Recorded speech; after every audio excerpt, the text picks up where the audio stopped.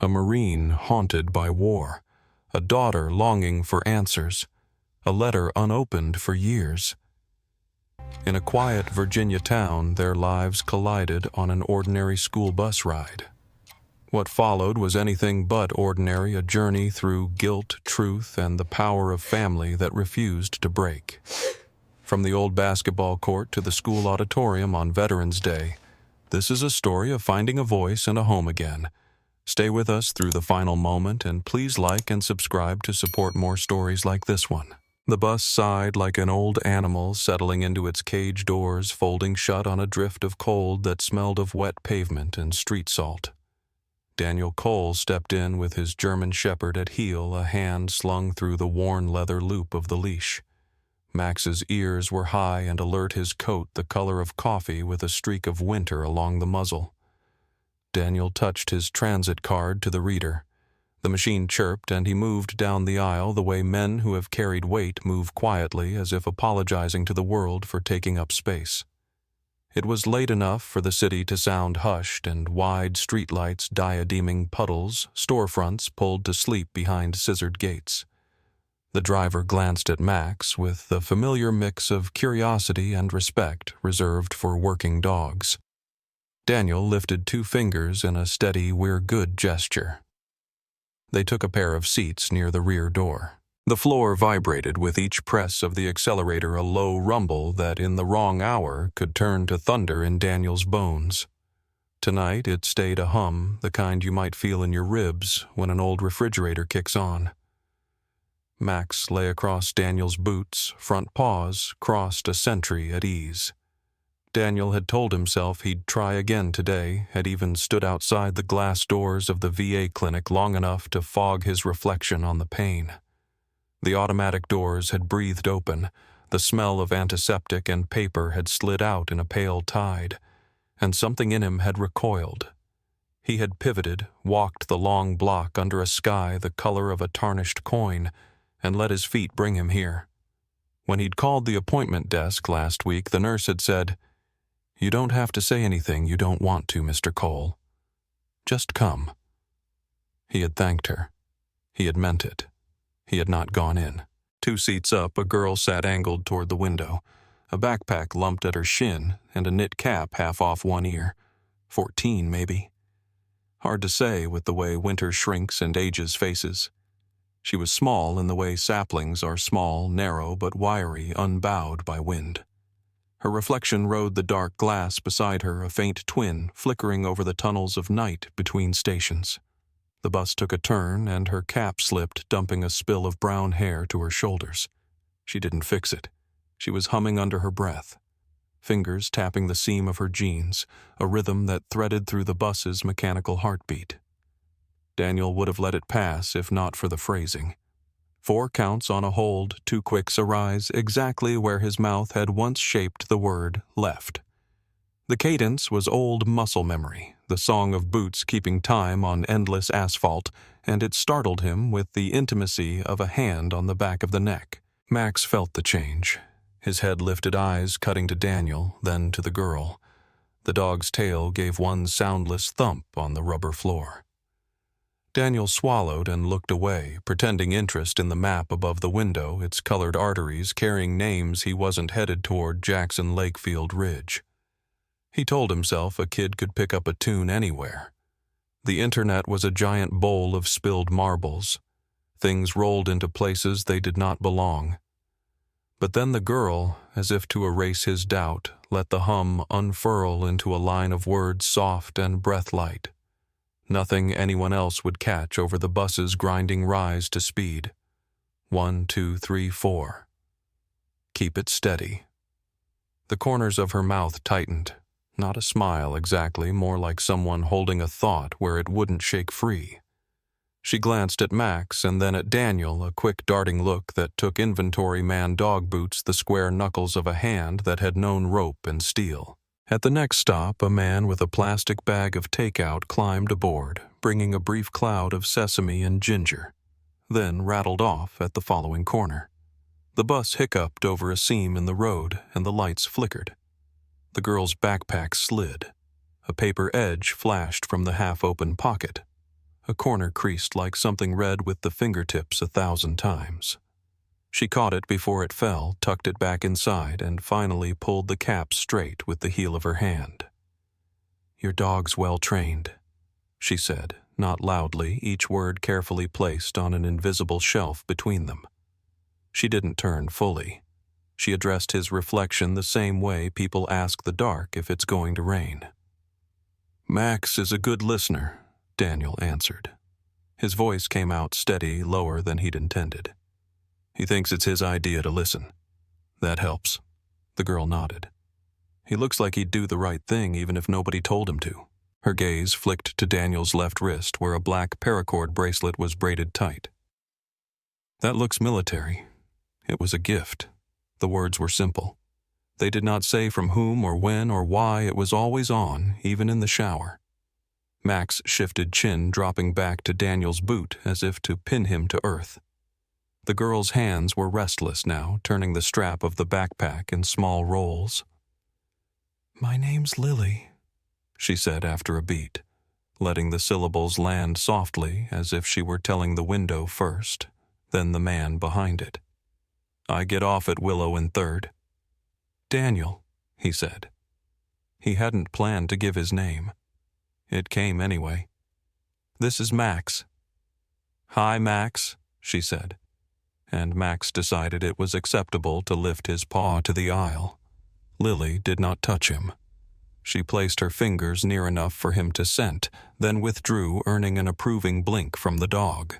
They rode a few blocks with the city unspooling in Slice's liquor store neon, a laundromat with a single window washer still circling in an empty drum, a church whose marquee promised warmth on Sundays. Somewhere sirens fanned out and then drew down to a single point far away.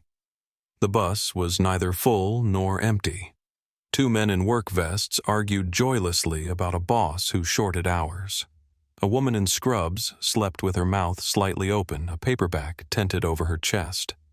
"Where'd you learn that song?" Daniel asked at last, not as a challenge, but the way you might ask a person which road they had taken to arrive where they did. "The one you were humming." Lily's chin lifted a fraction, as if a teacher had called her name. "From a video," she said. "And from somewhere else. My dad used to tap it on the table. Not all the words, just the beat, like he had to keep marching or the food would get cold." She smiled a little, the memory pulling a corner of her face into light. He was in the Marines. Daniel felt the world tilt half a degree, everything still in place but at a new angle.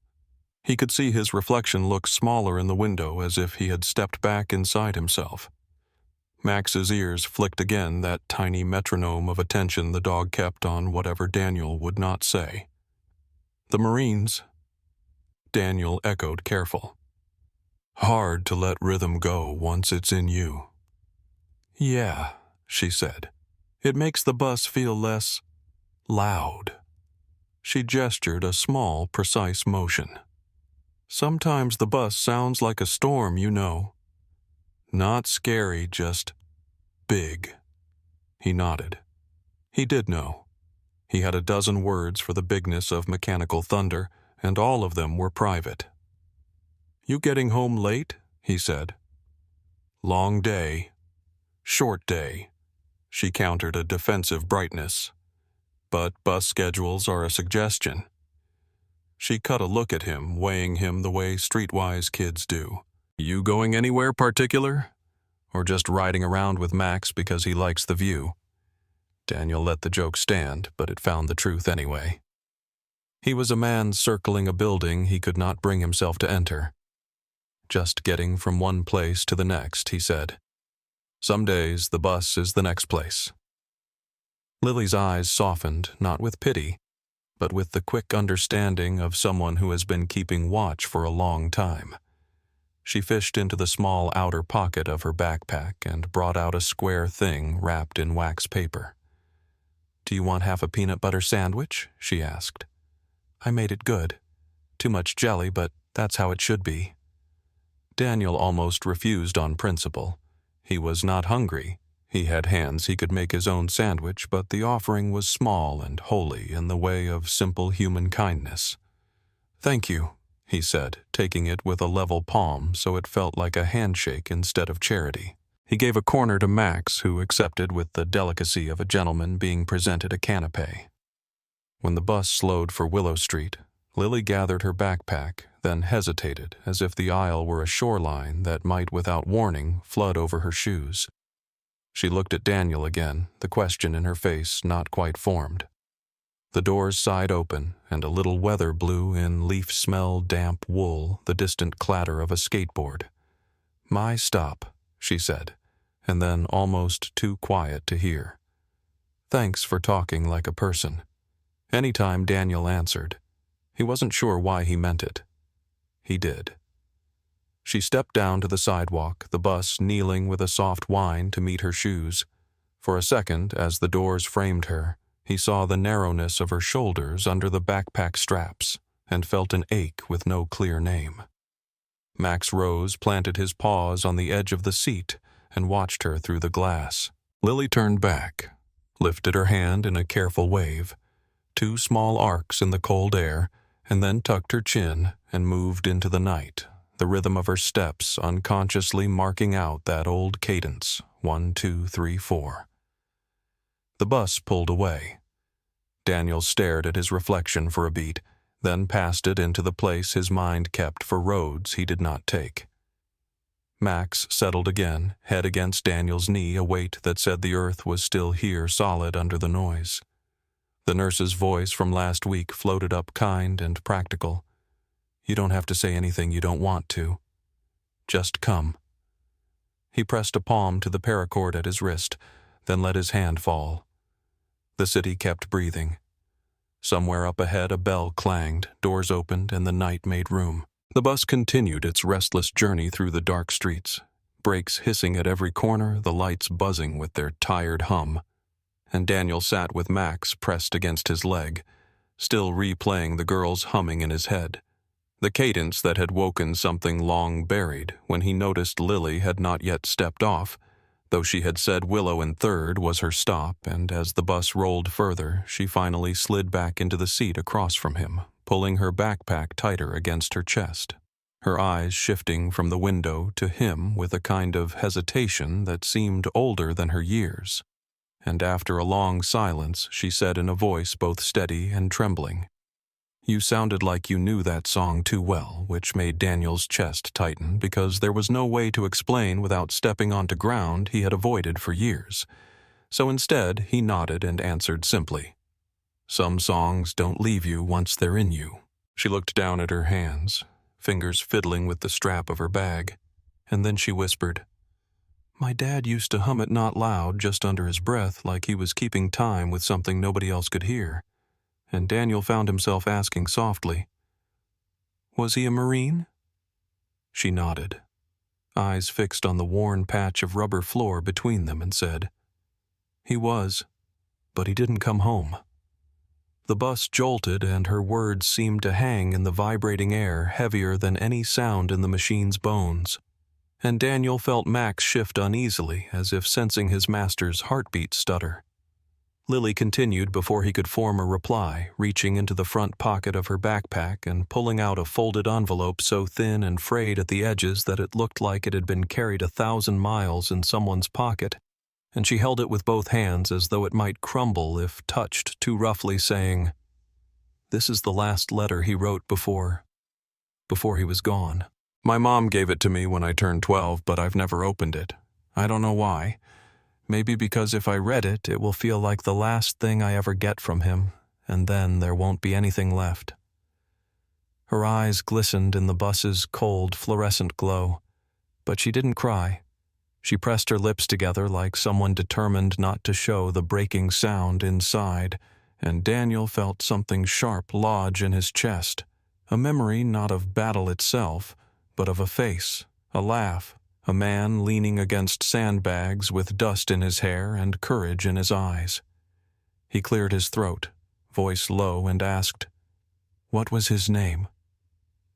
Lily took a breath as if saying it aloud was another test of strength, and then answered, "David Hayes."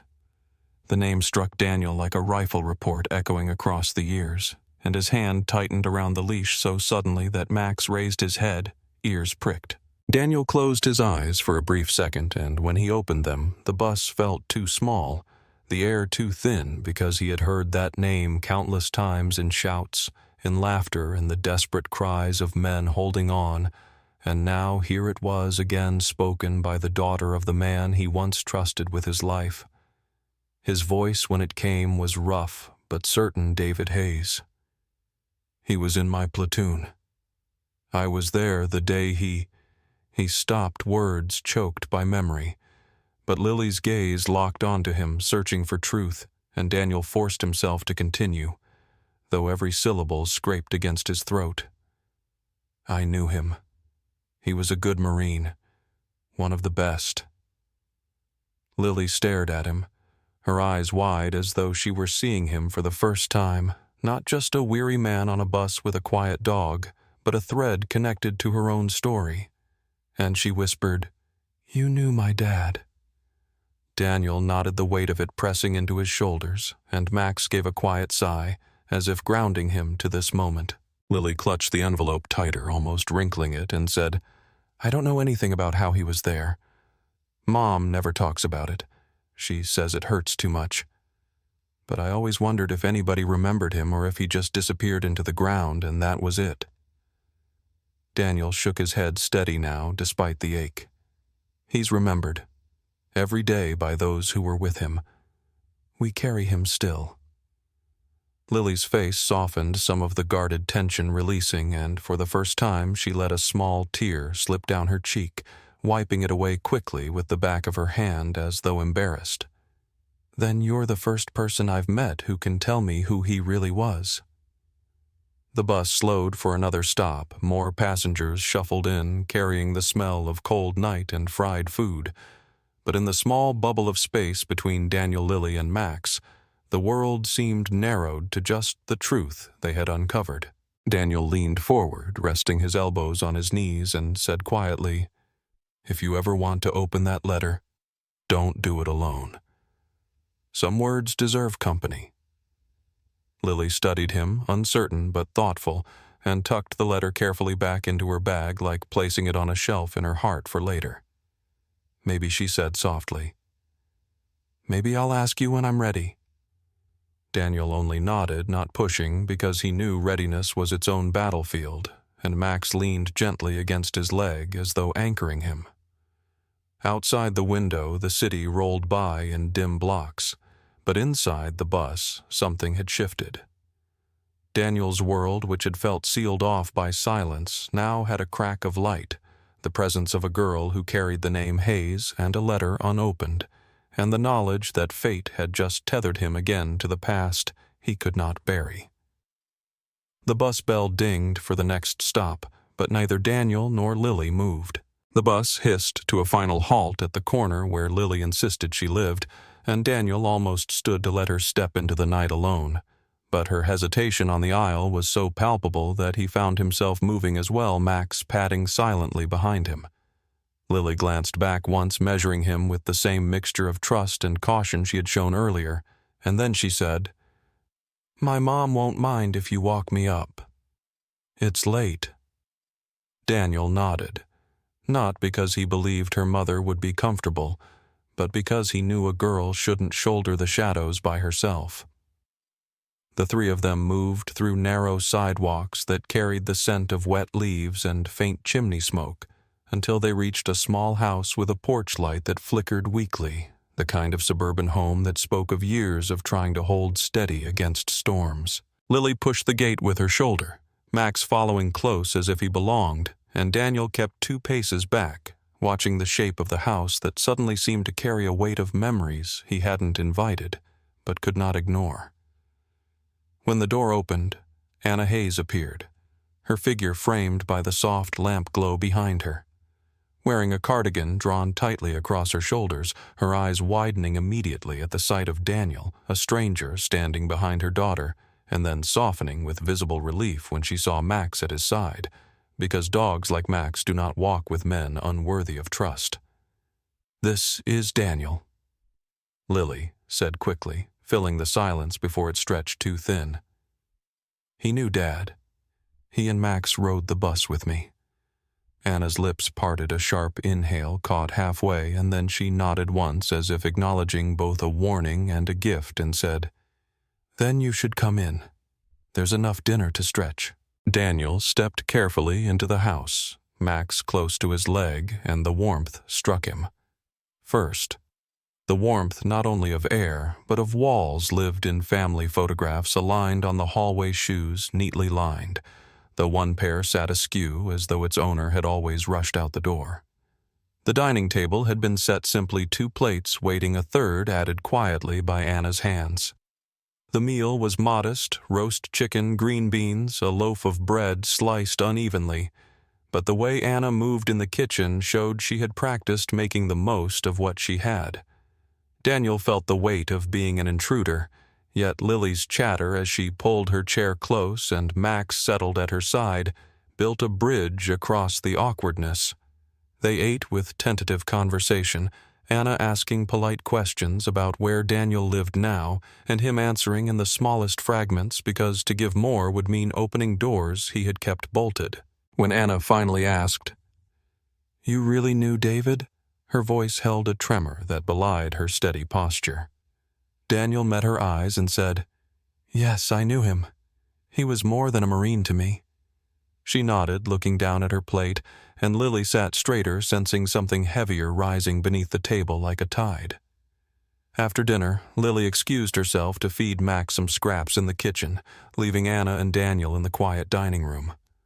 Anna's gaze shifted toward the end of the hallway, where a closed door stood, its wood darker than the others, the handle polished from use, but untouched for years.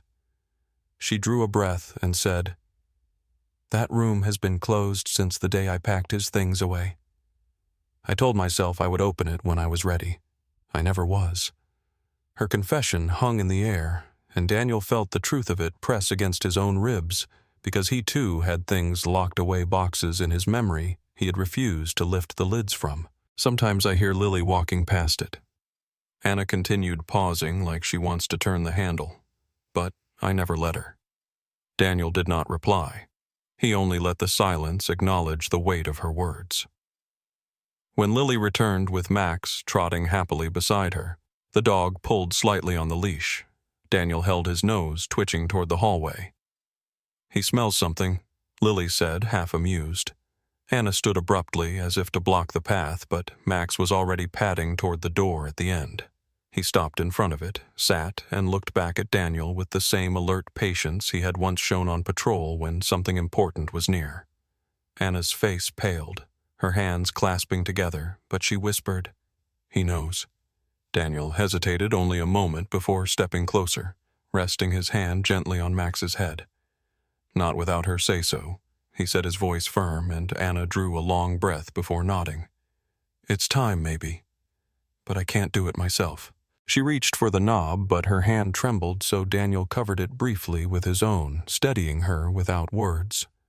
The door creaked open, and the room exhaled a faint smell of cedar and paper. Inside, boxes were stacked neatly, labels faded, a uniform draped across a hanger, boots lined like soldiers waiting for orders that would never come. Lily stepped inside slowly, eyes wide as though she had entered a place sacred. Max moved to one box and pawed gently at the corner, then pressed his nose against it, whining softly. Daniel bent down and lifted the lid, revealing photographs, letters, medals, fragments of a life lived in service. As he shifted one envelope, a framed photo slid out and clattered lightly to the floor. He picked it up and froze. It was him, younger, his arms slung around David Hayes, both in uniform dust on their faces, but grins wide, frozen in a moment of camaraderie that no war could erase. Anna's breath caught audibly as she recognized the man beside her late husband. Lily's eyes darted from the photograph to Daniel's face as if measuring time itself. Daniel held the picture carefully, his thumb tracing the edge of David's smile, and for the first time in years he allowed his own face to soften into something unguarded. "He was my brother out there," Daniel said quietly, not for dramatic effect, but as simple truth. Anna pressed her hand to her mouth, shoulders shaking silently, and Lily stepped closer, whispering, "So it's real. You really were there." Daniel nodded, and Max lay down by the open box head, resting on his paws, as if standing watch over the memories now released into light. The house was silent under the pale gray of early morning, the kind of silence that carries both rest and unfinished sentences, and Daniel sat on the edge of the sofa where he had spent the night, his bag already slung over his shoulder, Max's leash looped in his hand as he looked around the living room that had sheltered him briefly, warm in ways he had forgotten homes could be. Anna's careful voice from the night before still echoed in him her confession about never opening David's room, and Lily's eyes haunted him. Eyes that had widened when the photograph of her father and himself surfaced like proof from another life. He told himself he had no right to remain, that stepping too far into their world would be a trespass. So he rose quietly, tightening his grip on the leash, ready to slip out before anyone stirred. He whispered, "Come on." Max, expecting the dog to rise with loyal obedience, but Max didn't move. Daniel glanced down and saw Max stretched out near the hallway, his head resting squarely against Lily's door, his chest rising and falling in slow contentment. Daniel tugged lightly, murmuring again, but Max only shifted his weight closer to the door, eyes half closed, ears relaxed but resolute, as if declaring his watch would not end at Daniel's command. For the first time in years, Daniel felt the sting of defiance not from another soldier, but from his own companion, a quiet refusal that said this was not just his decision to make. He crouched beside Max, hand against the dog's warm coat, whispering, "We don't belong here." But Max's tail thumped once against the wood, as if answering otherwise. The sound stirred the hinges of the door, and soon it cracked open with a faint creak revealing Lily in her pajamas, her hair tangled from sleep blinking against the light. She rubbed her eyes and looked at Daniel with a mixture of confusion and something that bordered on hurt. "You're leaving?" she asked, her voice not accusing but already knowing. Daniel hesitated, the words caught in the web of his throat, but he finally said, "I thought it would be better. You have your family, your life. I shouldn't get in the way." Lily leaned against the doorframe, her arms folded in a gesture far too practiced for a girl her age. "Max doesn't think so," she said simply, and the dog's presence beside her seemed to confirm it. Daniel forced a smile, small and tired, and replied, "Max sometimes forgets he's supposed to follow me." The girl's eyes flicked down to the floor, her voice softening. "Maybe he remembers something you don't." The statement landed heavier than it should have, and Daniel found himself lowering his gaze. He realized then that leaving was not as simple as stepping out the door, because something had already bound him here, invisible but unshakable. He straightened, ready to make another attempt, when Lily spoke again, more hurried this time, as if words were slipping out before she could cage them. "At school they say things," she murmured, "about Dad, about how he died. Some kids say it didn't matter that he just got himself killed for nothing." Daniel froze, the air thickening between them. Lily's voice cracked as she added, "They don't even know him, but they laugh like his name is a joke. Sometimes I think maybe they're right, because nobody ever talks about him except Mom, and she can't even say his name without crying. I stopped telling people he was a Marine because every time I do, they just look at me like I'm strange, like I'm proud of something I shouldn't be." Her words tumbled out raw, the confession of a child carrying the burden of silence too heavy for her shoulders. Daniel felt anger surge not at her, but at the cruelty of careless mouths, and sorrow tangled inside him, because he had heard that same poison whispered about the war itself, reducing lives to mistakes. He knelt, so his eyes were level with hers, his hand resting on Max's back for strength, and said firmly, "Your father's life was not wasted. I was there. He saved lives, including mine. Don't let anyone tell you different." Lily's eyes searched his desperate for confirmation, and when she whispered, "Then why do they say it?" he answered, "Because some people don't understand sacrifice. They confuse quiet bravery with nothingness. But I carry your father with me every day. So do the men who came home because of him." She swallowed hard, her lips trembling, and finally nodded, though the doubt was not fully erased. She leaned down, wrapping her arms around Max, burying her face in his fur as though he could shield her from the weight of the world. Max accepted it with steady patience, the kind only a guardian could provide. Anna's footsteps sounded down the hall, and she appeared in her robe, eyes flicking between Daniel crouched on the floor and her daughter clinging to the dog. She read the scene quickly but said nothing, only stood there quietly, her face softening as if realizing Daniel had already crossed into a place no stranger should. Daniel rose slowly, meeting Anna's eyes, and said quietly, "I thought I should go. Max had other plans." Anna gave a tired smile that carried both gratitude and weariness. "Sometimes we need people to stay, even when they think they shouldn't," she said. Lily lifted her face, cheeks damp, and asked softly, "Will you stay at least a little longer? Just until I know how to answer them next time they say those things." Daniel hesitated, the weight of his past pressing heavily, but Max's steady gaze and Lily's trembling voice pulled him toward the answer he already knew. He nodded, not promising forever, but offering presence, and said, "I'll stay for now." Lily gave a faint smile, the first true one of the morning, and Max thumped his tail with approval. The sun edged through the curtains, spilling across the hallway floor, and the day that began with Daniel's intent to leave ended with an unspoken agreement that his departure was not so simple. The decision to stay a little longer placed Daniel in a role he had not imagined, walking Lily to school alongside Max the next morning, the dog's presence earning curious glances from other children who whispered in awe about the shepherd at her side. Lily held her head a little higher as though Max's steady stride gave her courage, but Daniel noticed the way her fingers tightened around the straps of her backpack whenever groups of older students laughed too loudly nearby. He kept his distance, letting her lead, aware that his place was not to smother, but to watch. The school stood with its brick walls weathered and its windows fogged from the morning chill, and Daniel felt a strange unease walking its halls, the sound of lockers slamming and sneakers squeaking, stirring echoes of barracks and drill yards in his memory. He had intended to leave after dropping her off yet when Anna called to ask if he could stay until the end of Lily's day, because her shift at the clinic had run long. Daniel agreed, surprising himself, so he lingered, sitting quietly on a bench outside the main office. Max stretched beneath his feet, the leash looped casually but firm.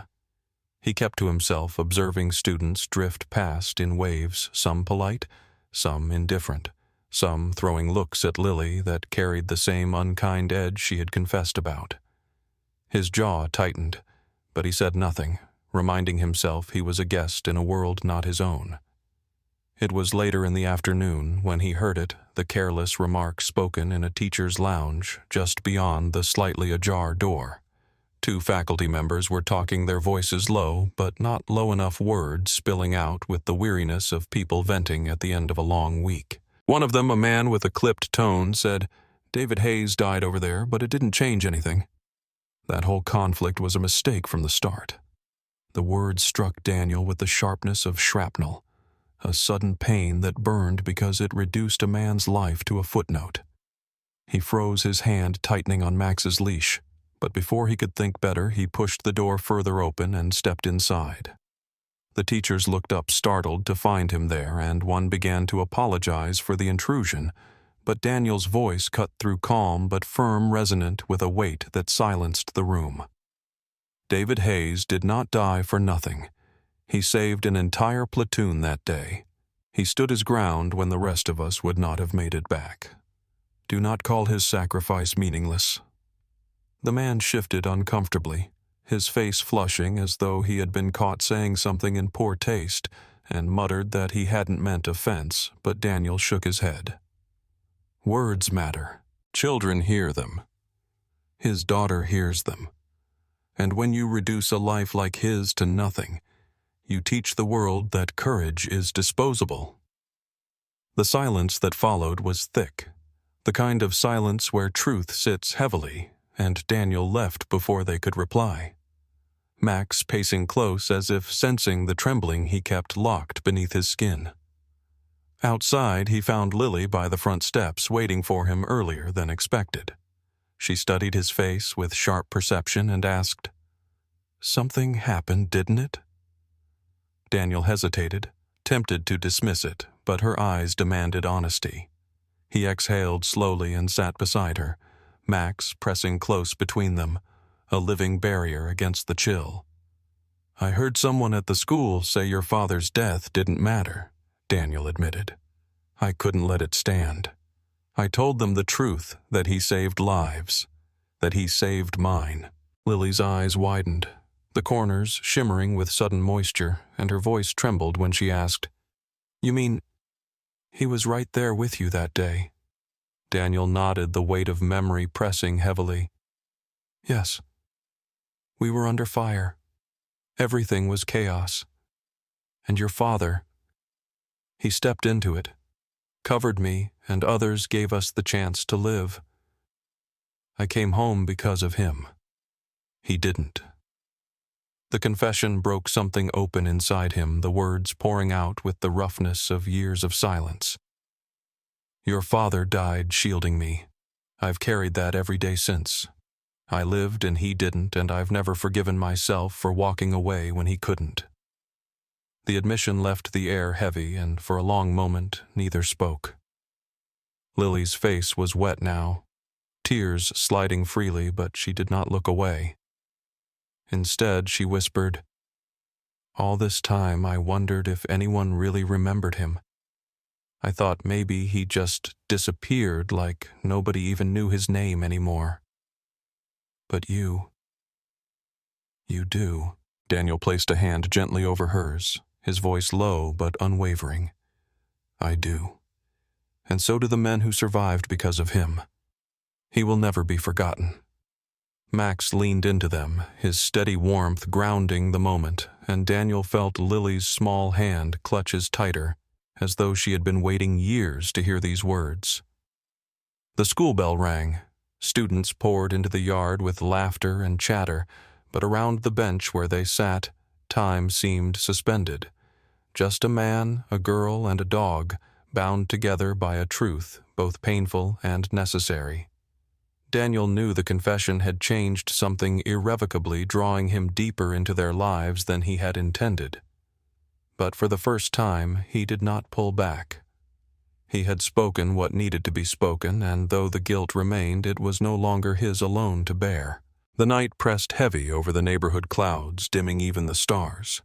The kind of night where silence felt both protective and suffocating. And Daniel lay on the sofa, unable to close his eyes, his confession from earlier repeating in his mind like a broken record. He had told Lily that her father had saved him, and the weight of those words would not let him rest. When the clock on the wall struck 10, the faint sound of a door creaking open reached his ears. He sat up quickly and noticed the absence of footsteps inside the house. Max, who had been dozing at his side, lifted his head, ears pricked, and within seconds padded to the door, sniffing the air. Daniel followed, stepping onto the porch, just in time to see a small figure moving down the street, clutching something close to her chest.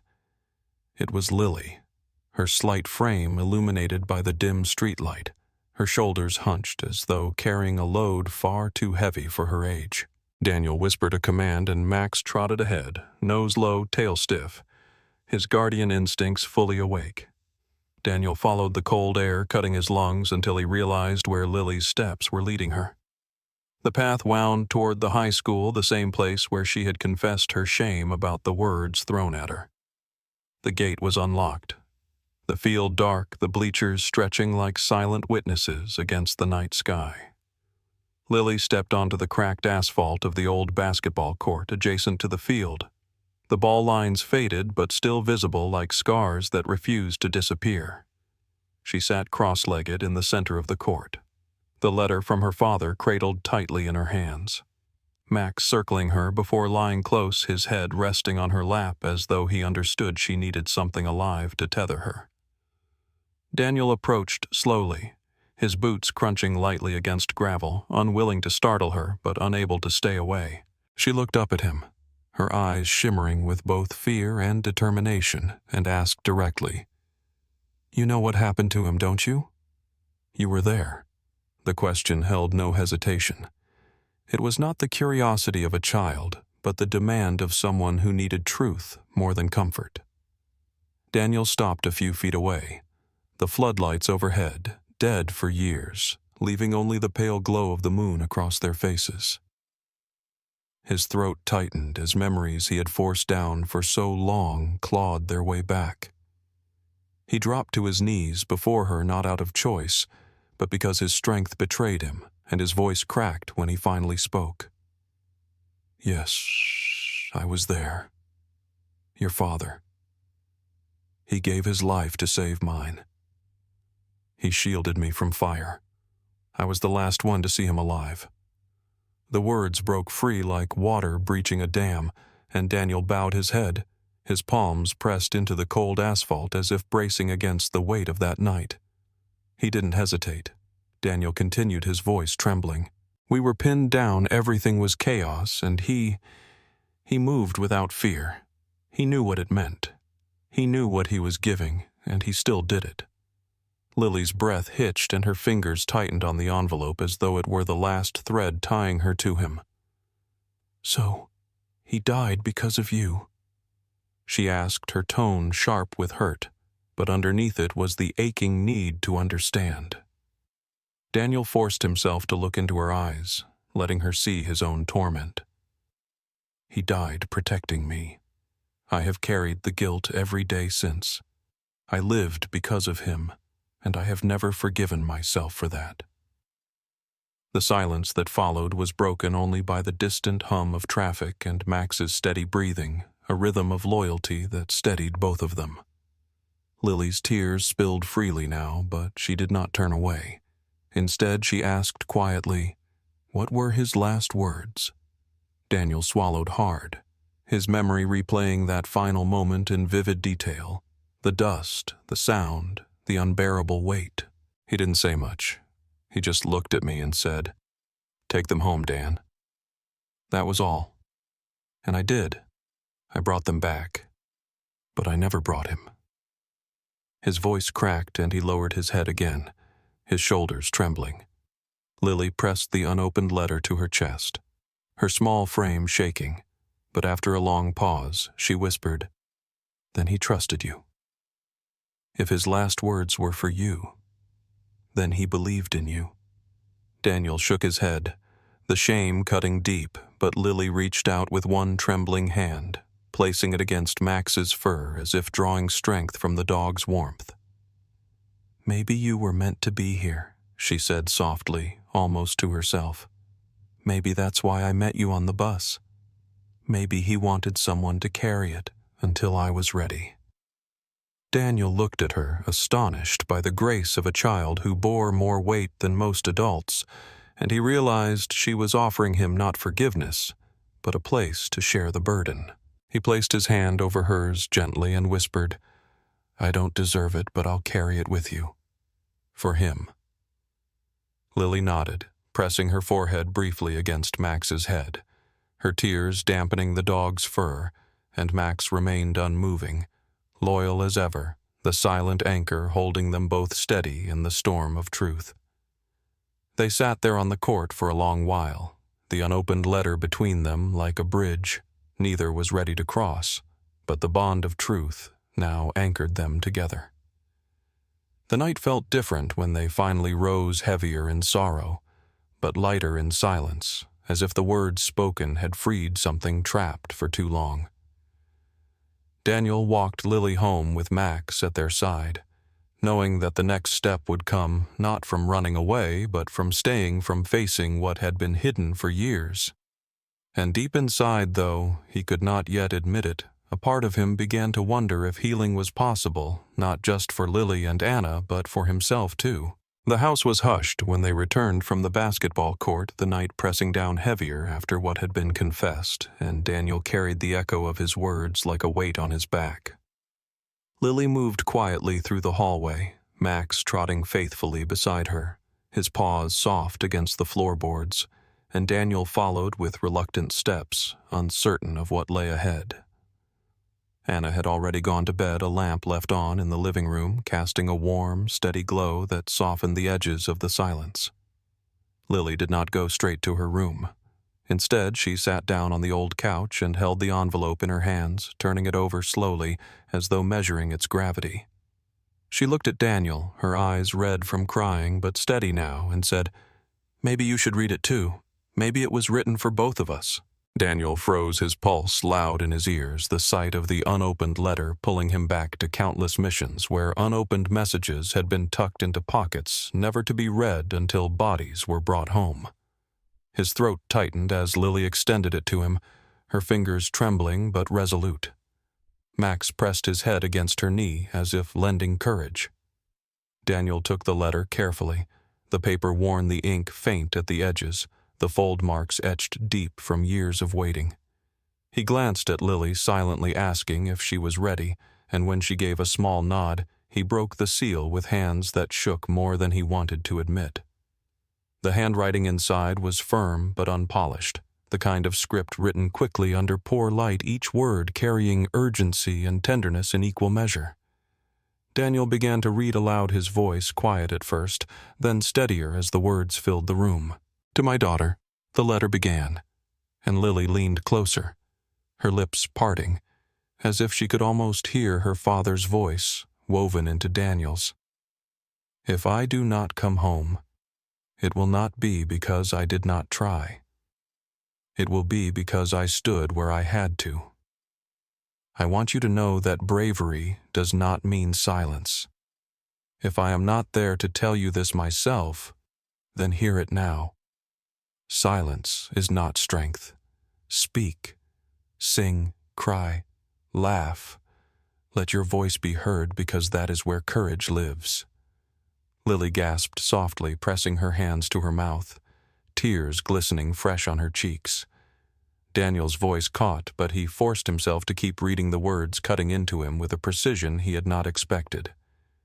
"If I cannot be there to guide you, I pray someone else will remind you that your life matters, that your presence changes the world around you. Do not hide who you are. Do not let fear or shame silence you. The world will try to make you small, but your voice is proof you belong." The letter ended simply, "Love always, Dad." For a moment the room was silent, except for Lily's soft sobs and Max's gentle huff of breath. But then Lily whispered, "He knew. Somehow he knew I would need to hear that." She held the letter close to her chest, her shoulders shaking, and then she looked up at Daniel with wide, earnest eyes. "Maybe he wrote it for you too. Maybe he knew you would be the one to read it out loud."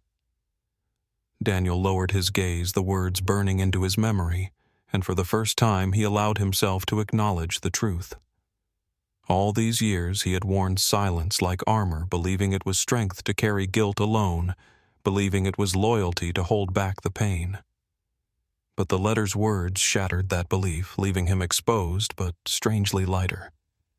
"He was talking to me too," Daniel admitted, his voice rough but steady. "He knew my silence wasn't strength either. He knew I would try to bury it, but he wanted me to learn that speaking, remembering, sharing, that's where strength is." Lily wiped her eyes with the back of her hand and said softly, "Then maybe it's not just my letter. It's yours too." She placed her small hand on his arm, a gesture both comforting and grounding, and Daniel felt the dam inside him shift again, not breaking this time, but loosening as though the words on the page had pried open a door long locked. He folded the letter carefully, returning it to the envelope, and handed it back to her. "Keep it close," he said. "It belongs with you, but I'll carry every word." Lily leaned against Max, her body finally relaxing after hours of tension, and Daniel sat beside her, staring at the glow of the lamp that bathed the room in quiet gold. The silence that settled then was different from before, no longer hollow, no longer suffocating, but full as if the letter itself had spoken for David in ways neither of them could have on their own. Daniel knew the road ahead would not be easy, that the weight of war and memory would not vanish with a single reading, but he also knew something had shifted. The silence that had once bound him had begun to crack, and through the cracks light was seeping in. The following week arrived with a gray chill in the air, the kind that settled into the bones and made even bright classrooms feel muted. Daniel walked Lily to school each morning, Max trotting faithfully at her side, and though their bond had grown after reading David's letter, Daniel could still sense the weight pressing on her shoulders. She carried her father's words with pride now, but also with fear, as though the idea of letting her voice be heard was both a promise and a burden.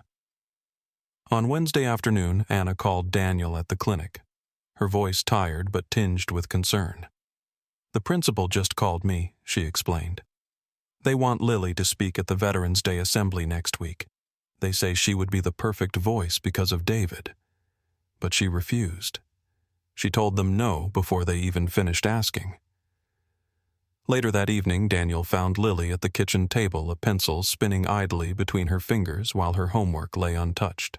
The unopened envelope still rested near her, as though its presence was now a fixture in the house. Max sprawled under her chair, his eyes watching her carefully as if sensing her unease. Daniel sat down across from her, keeping his tone gentle. "Your mom told me about the assembly," he said. Lily shrugged without meeting his eyes. "I'm not doing it." "Everyone will stare. They'll think I'm just using his name to get attention. Some kids already say that." Daniel let the silence hang for a moment before answering. "Do you remember what your dad wrote in the letter? That silence isn't strength." Her hand tightened around the pencil and she whispered, "I know, but I can't. Not alone." The honesty in her voice struck him harder than he expected, and Daniel leaned forward, his words careful but steady. "What if you weren't alone? What if Max and I stood right there with you? I won't speak for you. I won't take your words. But if you wanted, I could stand beside you and Max would sit at your feet. You wouldn't have to face the room by yourself." Lily looked up, then her eyes wide with surprise. "You'd really do that? Just stand there?" Daniel nodded firmly. "Just stand there. I've stood watch before in far worse places than a school auditorium. If this is what it takes for you to let your voice out, then I'll be your backup. You speak, I'll guard. That's the deal." Max thumped his tail against the floor as if agreeing. For the first time that day, Lily smiled, faint but genuine. "That actually sounds less scary," she admitted. Her fingers smoothed the corner of her notebook and she let out a slow breath. "Okay. If you're there and Max too, I'll try. I can't promise I won't mess it up, but I'll try." Daniel reached across the table, his hand covering hers with quiet reassurance. "That's all anyone can do, and I know your dad would be proud." The days that followed were filled with a different kind of preparation. Instead of training drills or tactical plans, Daniel helped Lily shape her thoughts into words. She sat with him and Anna in the evenings, scribbling sentences and then crossing them out, wrestling with what to say about a man she had known only through stories and a letter. Sometimes she grew frustrated, her voice rising. "What if I sound weak?" And each time Daniel reminded her, weakness isn't in the speaking. Weakness is letting others steal your voice. Max often lay with his head across her feet during these moments, his calm presence grounding her when her nerves threatened to overwhelm. On the night before the assembly, Lily came into the living room with the final version of her speech written carefully on lined paper. She handed it to Daniel, her eyes uncertain. "Will you read it?" she asked. He did, his voice low but steady as he traced each word, and when he finished, he looked at her with pride. "These are your words, Lily. They're honest. That's what matters." She gave a nervous laugh. "I just hope I can say them out loud." Daniel smiled softly. You won't be alone. Remember that. As she went to bed that night, Max followed her to her room, curling up by her door as if standing watch. Daniel remained awake for a long time, staring at the letter from David, once more reflecting on the strange path that had brought him here. He realized then that standing beside Lily wasn't just for her sake. It was also for David a way of honoring a promise that had never been spoken aloud. For once, the silence in his chest felt less like a prison and more like a pause before something necessary. The day of the Veterans Day assembly arrived with a bright autumn sun pouring across the school grounds, though the air was sharp with November cold. Students gathered in the gymnasium, filing into the rows of bleachers while teachers ushered them forward. American flags lined the stage, their colors vivid beneath the overhead lights, and a table stood at the center with framed photographs of men and women who had once worn uniforms and now lived on in memory. Among them was David Hayes, his image in crisp marine blues, his eyes steady and young. Daniel felt his chest tighten when he saw it, as if the years between that moment and now had collapsed in an instant. He stood at the back of the stage with Max the shepherd poised and alert. His ears pricked, his body still as stone, yet his presence radiated calm. Lily waited in the wings, clutching her folded paper in both hands, her knuckles white. Her eyes darted nervously over the crowd, catching the curious stares of classmates and the solemn faces of teachers, and for a moment she seemed ready to retreat.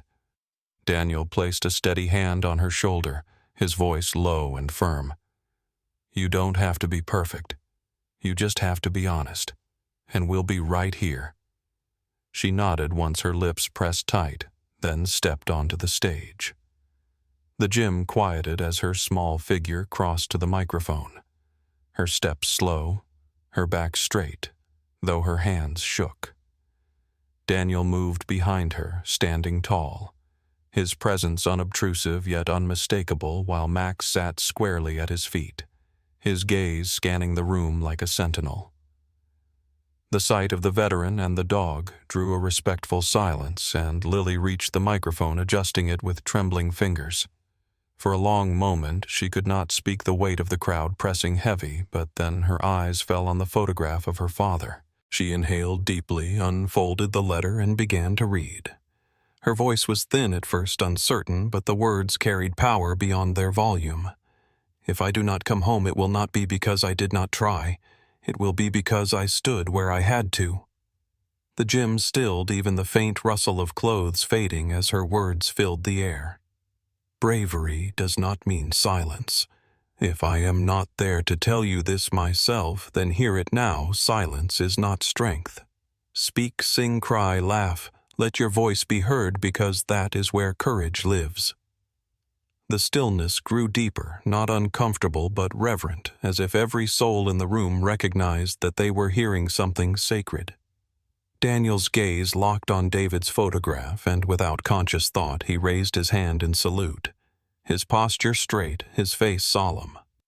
The gesture was not rehearsed, not for anyone else, but for the man he had failed to honor all those years with words. For a fleeting moment it felt as though he had finally spoken without speaking. Lily's voice gained strength as she reached the final lines. If I cannot be there to guide you, I pray someone else will remind you that your life matters, that your presence changes the world. Do not hide who you are. Do not let fear or shame silence you. The world will try to make you small, but your voice is proof you belong. Her eyes lifted from the page, glistening with tears, and she whispered the last words. Love always, Dad. The silence that followed was absolute, stretching long enough to feel like time itself had paused. Then, slowly, the audience rose to their feet. The applause was not loud and raucous, but steady, a wave of respect that rolled across the gym. Teachers dabbed at their eyes. Students who had once whispered cruel things now stood subdued faces, softened by something they could not mock. Lily's shoulders sagged with relief, and Daniel stepped forward to rest a hand on her back, steadying her as she bowed her head briefly. Max remained at attention, as if he too understood the gravity of the moment. When the assembly ended, people filtered forward to offer thanks and quiet words. Among them was an older man with a weathered face and a slight limp, his cap embroidered with a Marine emblem. He approached Daniel directly, his eyes sharp with recognition. "You were with him, weren't you?" "With David?" the man said. Daniel's throat tightened as he nodded. "I was. He saved me." The man placed a hand firmly on Daniel's shoulder, his grip strong despite age. "You've carried the weight wrong all these years. David didn't die because of you. He died because of us. He chose to cover us to give us a chance. That was his decision, his courage. Don't dishonor it by turning it into your guilt." Daniel's breath caught the truth of those words, striking him in a place he had buried deep. For years he had repeated the story to himself as failure, as his burden alone. But hearing another survivor say it differently cracked something open. He searched the man's eyes, saw no accusation there, only gratitude and respect. And for the first time in decades, he felt the tightness in his chest loosen just slightly. "He saved us all," the veteran continued quietly. "You honor him by living, not by punishing yourself." Daniel nodded slowly, unable to speak, his eyes burning as he looked back toward Lily, who now stood with Anna at her side, the letter still clutched in her hand. She had found her voice, and somehow in doing so she had given him a fragment of his back. Max pressed close to his leg, a steady reminder that he was not alone, not anymore. The ride home after the assembly carried a quiet warmth none of them expected. Lily sat in the back seat with Max's head in her lap, her fingers absent-mindedly stroking his ears as she stared out the window, the folded letter safe in her backpack. Anna drove slowly, her eyes flicking now and then to the mirror, watching her daughter's expression soften in a way it had not in years. Daniel sat in the passenger seat, his posture straighter than usual. Yet there was a stillness in him, a sense that something long caged had loosened. The applause of the crowd and the words of the old veteran still echoed in his ears, reshaping memories he thought were carved in stone. When they arrived at the Hayes house, Anna set her keys on the counter and turned to him. "You don't have to rush off tonight," she said quietly. "We have a guest room. It's been empty for years. Maybe it doesn't need to be anymore." Daniel hesitated, feeling the weight of hospitality he didn't believe he deserved. He began to form a polite refusal, but before he could, Lily stepped forward, still in her school dress, her eyes searching his with unusual certainty. "You should stay," she said, her voice soft but sure. "Not just tonight. You should be here." Max's tail swept across the floor with a thump as if he had been waiting for her to say those words aloud. Daniel's chest tightened, caught between longing and fear, and after a long pause he finally nodded. "I'll stay, but only on one condition." Both Anna and Lily looked at him expectantly. He steadied his voice. "If I stay, I have to face what I've been carrying. I need help for the nightmares, the memories. I can't pretend anymore. I'll need to get treatment." Anna's eyes softened relief flickering across her face. "That's not a condition, Daniel," she said. "That's a promise to yourself. And we'll hold you to it." Lily's shoulders relaxed, her mouth curving into a small smile as she reached out to grip his hand. "Then it's settled," she whispered. That evening, Daniel carried a small duffel into the spare room at the end of the hall. The room was simple, with a narrow bed and an old dresser. But as he set his bag down and Max curled onto the rug, he felt something he had not known in years, the faint sense of belonging. It was not the barracks, not a temporary shelter, but a place where his presence mattered. The days that followed grew into a rhythm that felt almost ordinary. Daniel drove Lily to school in the mornings, walked Max with her in the afternoons, and sometimes cooked dinner under Anna's amused guidance, fumbling with recipes until he learned to laugh at his mistakes. Slowly, the house no longer felt like a place he visited, but a home he helped carry. At night, he still woke sometimes sweating and tense, but instead of burying the fear, he spoke of it quietly to Anna over tea or to Lily in words careful enough for her age. He began meeting with a counselor at the VA clinic, walking into the sterile halls with trembling hands, yet leaving each session lighter, as if peeling away layers of armor that had grown too heavy. One evening, weeks after the assembly, they gathered on the front porch beneath a sky streaked with late winter stars. The air was cool, and the sound of leaves rustling filled the spaces between their words. Anna rocked slowly in a chair, a blanket draped across her lap, while Lily sat close beside Daniel on the steps. Max sprawled at their feet, his head resting on his paws, his chest rising and falling in steady rhythm as though standing guard even in rest. Lily leaned against Daniel's arm, her head on his shoulder, the quiet gesture carrying more trust than words ever could.